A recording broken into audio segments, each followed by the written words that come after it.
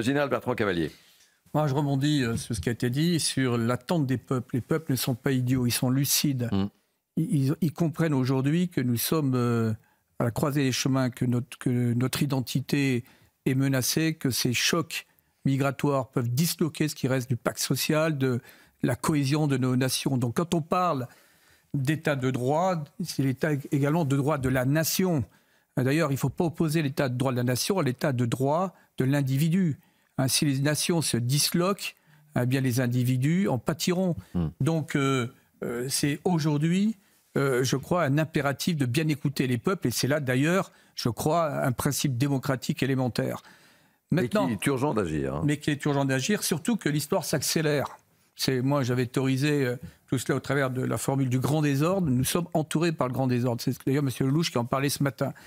Maintenant, d'un point de vue opérationnel, avant tout, c'est de protéger les frontières extérieures. Nous avons les moyens techniques, alors il faut adapter le cadre juridique, mais nous avons les capacités opérationnelles qui exigeront d'ailleurs de déployer des moyens militaires, notamment s'agissant de la marine, c'est ce que fait notamment l'Italie.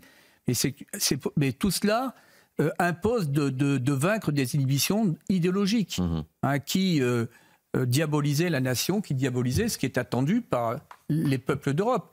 Alors maintenant, les frontières intérieures, on peut faire des contrôles. La situation n'est pas aussi idéale que cela, parce que quand vous contrôlez Vintimille, il y a quand même les espaces tout au long des Alpes, d'ailleurs où la gendarmerie est largement déployée et où il faut intervenir dans la profondeur. Mais les frontières intérieures, ça ne peut pas être bloqué de façon durable. Nous commerçons maintenant entre pays européens.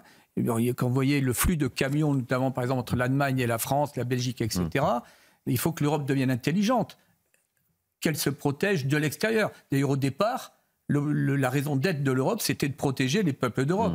Bon, et là, on voit quand même des choses qui évoluent, notamment sous la volonté des dirigeants d'Europe centrale. Alors, ce qui est du côté du Rassemblement national, on doit regarder avec une certaine inquiétude Bruno Retailleau. LR revient à son ADN RPR. Et qui est attendu par la majorité de la population. Donc, d'ailleurs, des gens de gauche, tout le monde est conscient maintenant de ce qui se passe dans ce pays. Donc, les 75%, quand on voit les sondages, ils sont extrêmement clairs. Ah ben, ils sont rapides. Arrêtons on les égrène à longueur d'émission. Et moi, je rejoins tout à fait sur le syndrome parisianiste qui est totalement dépassé. Il faut qu'ils sortent un petit peu de Paris et qu'ils franchissent le... Eh ben là, il est avec Bruno Retailleau et puis j'espère qu'on l'entendra dans le courant de cette émission. Donc, je vous rappelle, Gérald.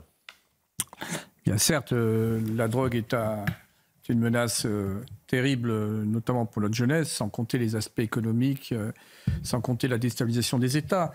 Mais sur l'immigration, je dissocierai un peu les deux, bien qu'il y a un impact, notamment en France, mais pas simplement, on voit en Belgique, Pays-Bas. Et parfois, il y a des liens. Non, mais il y a un impact de l'immigration sur la délinquance de voie publique.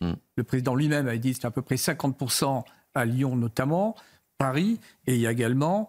Le fait est que les réseaux de drogue soient dominantes étrangers ou d'origine étrangère. C'est pour ça que je vous dis qu'il y a des liens. Oui. Maintenant, je crois qu'on peut... Je disais tout à l'heure, il y a des choses qui bougent en Europe, c'est que les peuples se réveillent. Les peuples ne sont pas idiots, ils entendent être entendus et leur attente est légitime. Ils se sentent menacés dans leur identité, ils voient que le pacte social se fracture, ils voient arriver des nouvelles communautés qui sont antagonistes, qui sont dominatrices et qui remettent en cause nos valeurs. Bon, donc, l'immigration aujourd'hui, eh bien, ce n'est plus une chance. Au tout au moins, il faut pouvoir la choisir pour qu'elle reste une chance. Et donc, il y a des mesures juridiques qui seront prises. Ça, c'est à l'Union européenne de le faire. Et puis, je le disais tout à l'heure, il y a des mesures opérationnelles. On a quand même les moyens de sécuriser les approches de l'Europe. Et bon, s'agissant maintenant des frontières intérieures, commençons également à contrôler à l'intérieur du territoire, il y a 1 million environ d'illégaux, d'étrangers en situation irrégulière. La situation actuelle participe d'un véritable échec. Il y a un héritage de plusieurs dizaines d'années, mais tout est à refaire pour retrouver notre souveraineté et faire en sorte que l'immigration soit une immigration choisie, sans remettre forcément d'ailleurs en cause le droit d'asile. Si une femme d'Iran veut venir chez nous, encore faut-il s'assurer de son adhésion à nos valeurs. Je crois qu'il ne faut pas non plus complètement fermer la porte.